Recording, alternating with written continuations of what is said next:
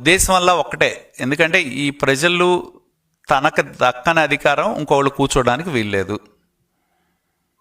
కాబట్టి ఈ రాష్ట్రంలో ఏదో ఒక సమస్య సృష్టించాలి. కులం పేరు మీదో, మతం పేరు మీదో, సమాజం పేరు మీదో, వర్గాల పేరు మీదో ఏదో ఒక రకమైన విద్వేషాన్ని రెచ్చగొట్టాలనే తాపత్రయం, తపనతోనే ఆయన పర్యటనలు, అంతకుమించి ఏం లేదు అక్కడ.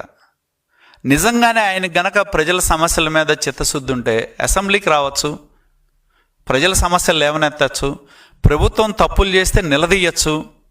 కానీ రావట్లేదు కదా. అసెంబ్లీకి రాకపోగా ఇవాళ పర్యటనల పేరుతో వివిధ ప్రాంతాలు తిరుగుతూ ఆ ప్రాంతాల్లో వైషమ్యాలు రెచ్చగొడతాం, దాడులు చేసే విధంగా తన కార్యకర్తలను రెచ్చగొడటమే ప్రక్రియగా ఆయన పర్యటనలు ఉన్నాయి.